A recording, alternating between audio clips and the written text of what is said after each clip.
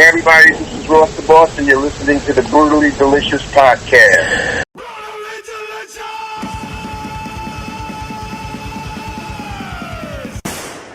This is Bruce, and that's my partner, Chris.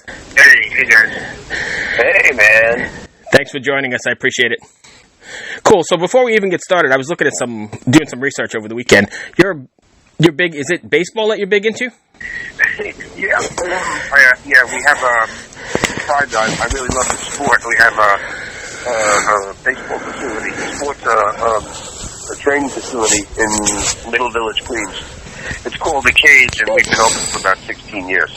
Wow. So do you actually get in? Do you actually run it, or do you actually do the training and stuff as well?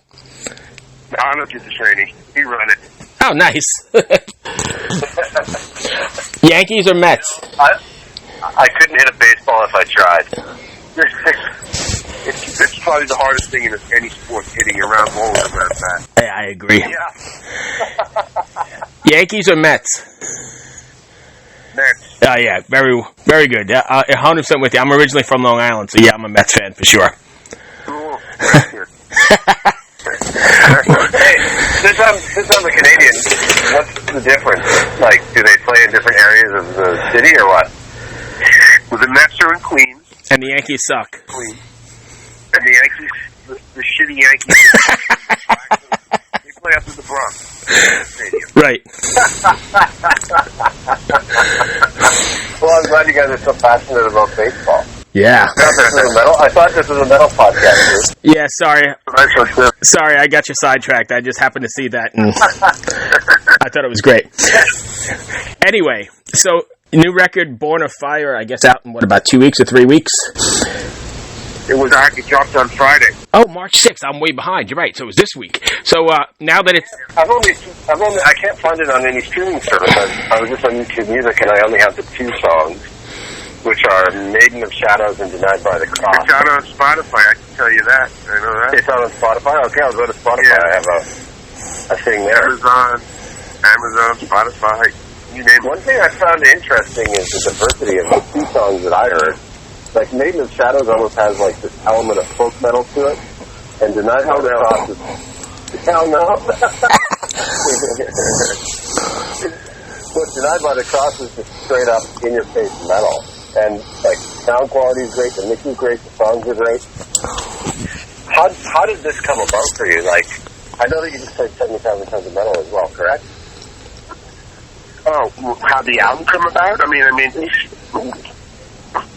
how did it come about? Yeah, because I was, like, you have to forgive me, I'm kind of new to metal.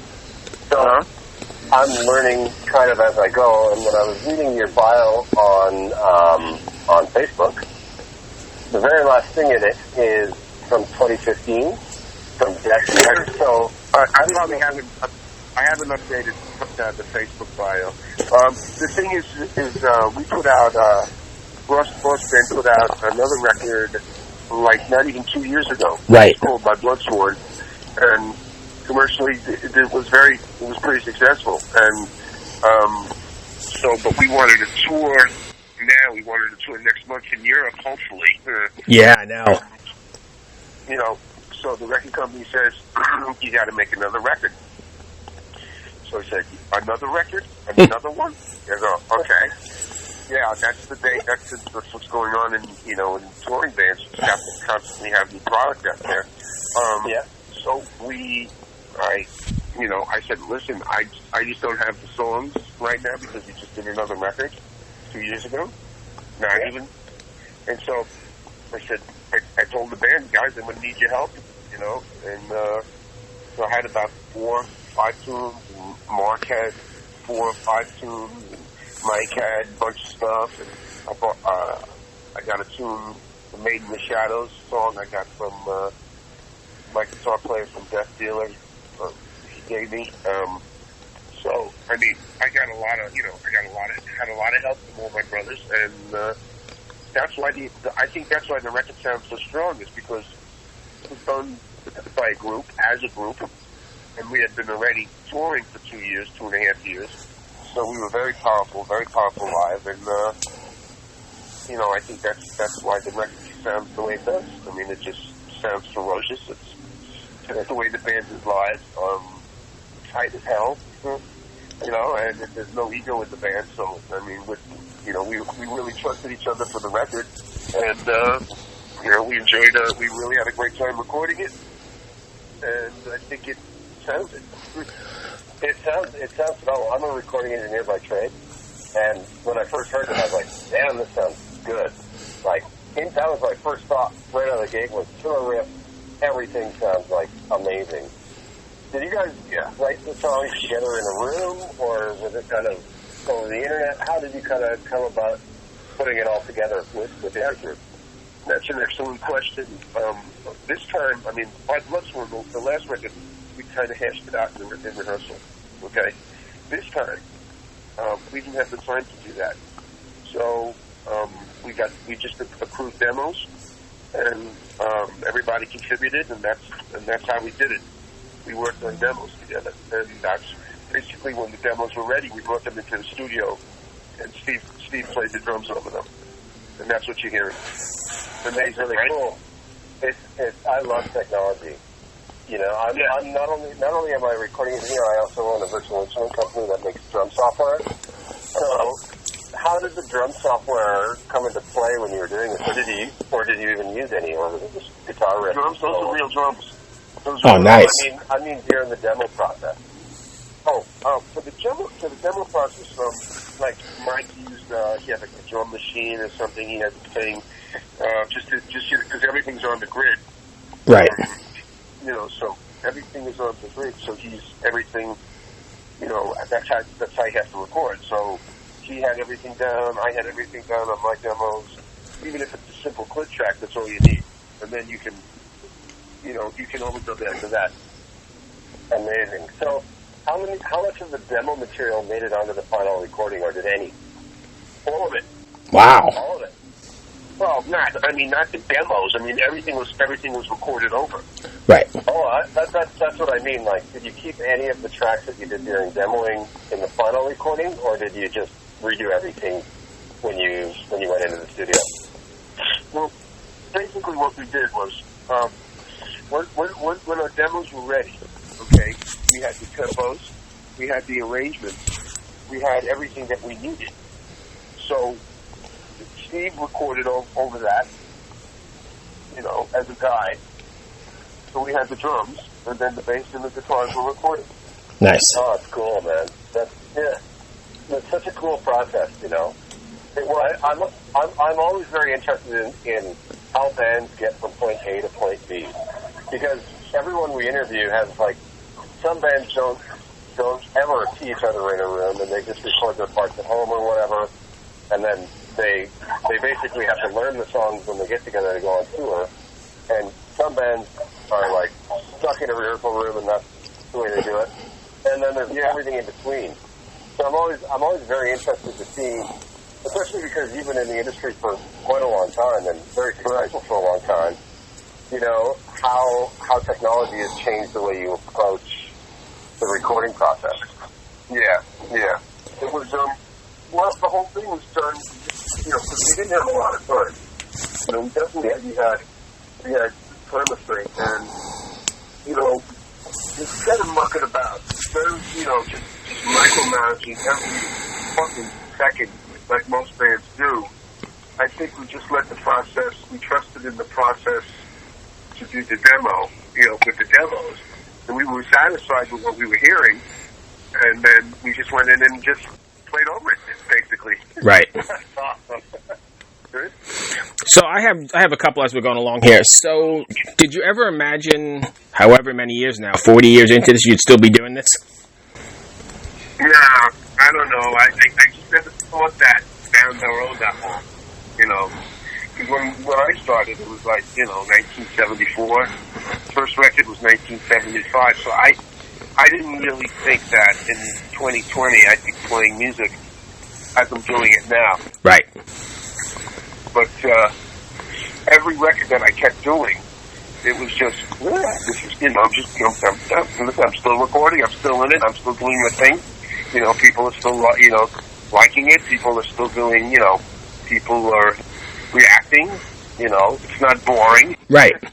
You know, it's exciting to what I'm hearing. I'm excited about it. You know, as long as people are excited about it, that's all that matters. One thing I find interesting, and maybe you do as well, that the fans that are coming to your show now are generational, right? So you're getting kids of original fans. Like I know I'm bringing my son to see your show, shows. That's got to be kind of cool too, right? Because you're getting multi-generations in your audience. Yeah, multi-generations for sure. That's pretty wild. Especially, like metal is like coming to see, the kids are in their denims and leathers, and the patches. I mean, the bands that their parents were listening to in the 80s. Yeah. It just shows me the power of the music is still great. I don't think nothing has replaced it better. No. I don't think anything ever can. It's definitely a community and a lifestyle and a whole thing, for sure.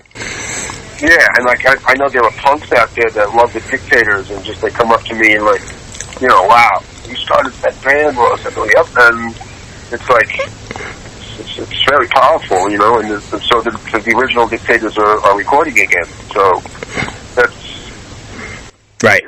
It's a great process. It's great to see, and we play live, and our live thing is we just kick ass, like everybody does it. I mean, we really, we have this great reputation live, and we just did 26 U.S. shows. We finished in Philly last Monday, and we had such a great trip, and actually that was even before the record was out. So right. We're just looking forward to just continue doing what we're doing, Well, that brings me to my next one then. So I saw you on 70,000 Tons of Metal this year. What was that experience like, and especially being like cooped up with all those fans, and maybe cooped up is not the word, but, access by all the fans. I'm glad we did it then, that's for sure. Yeah, you're right. We'd all be cooped up still. Yeah, we would still be on that boat. Those boat trips are great.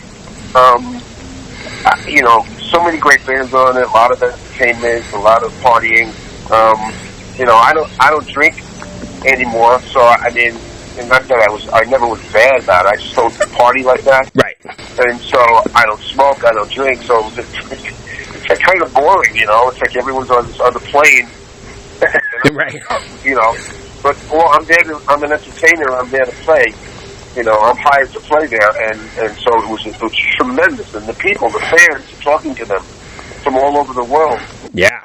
It's great. It's great to be together. That's the great thing about metal. It doesn't matter where you come from. It just doesn't matter. Right. We're all like a tribe, and it's very nice to see. It's very nice to be with them. I 100% agree. Players are great. It's all one big, it doesn't matter where you're from Korea, you're from anywhere else in the world, you can kind of bond over a riff and, share a beer or a soda or whatever together, and it's like you knew each other your whole life. It's weird. Well, it was actually the metal community that got me into metal. I wasn't a metalhead at all, but I went on the first 70,000 Tons of Metal. I looked like a freaking golf pro. It doesn't matter what you look like either.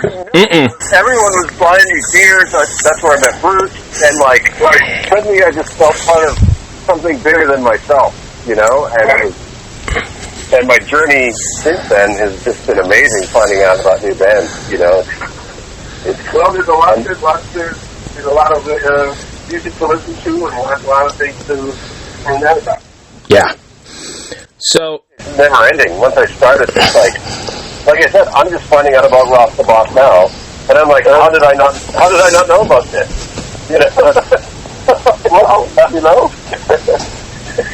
Well, we're glad you're finding out about it.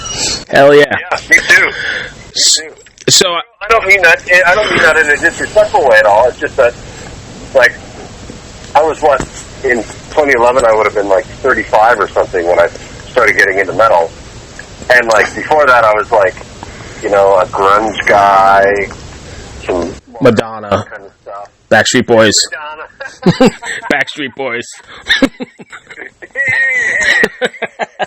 What I was going to ask you is, I know you've probably got a lot of festivals planned, but how is it all just wait and see at this point? What's that? I didn't hear it. I said you probably got a lot of festivals already for Europe, but is it all just wait and see at this point now? We got a bunch of stuff for the summer, yeah. We have the European tour in April in a couple of weeks, and we're all like very, very wondering what's going on at this point, because there's been a lot of there's been some cancellations. Right. There's nothing we can do about it. You know, there's just nothing you can do about all this stuff, and we'll see.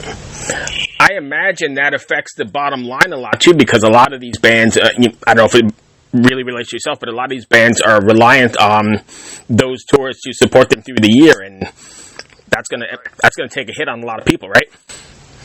Yeah, it's very alarming right now. We don't know that. You see that no one knows. The markets don't even know what's going on. Yeah. You know, it's a weird time now. But you know, what can you do? All I know is my record is great.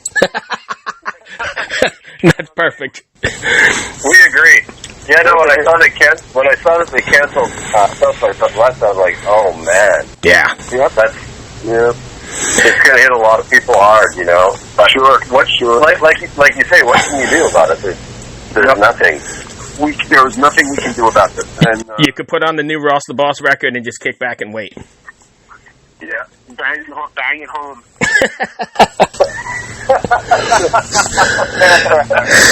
Chris, that's all I've got. I don't know if you got anything else.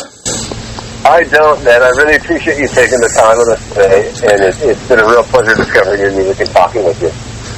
Well, gentlemen, it's been fun. It's been fun to talk on my end here. Just thank you for the support, and you know, I say this to everybody: just check the record out. If you like the 2 songs you hear, get the record. You know, because that's what really helps. You know, the physical sales. Hell yeah. The streaming, whatever that is, you know, that all helps. You know, continue the music, because you can't do it for free. That's right. Thank you so much, man. I appreciate your time.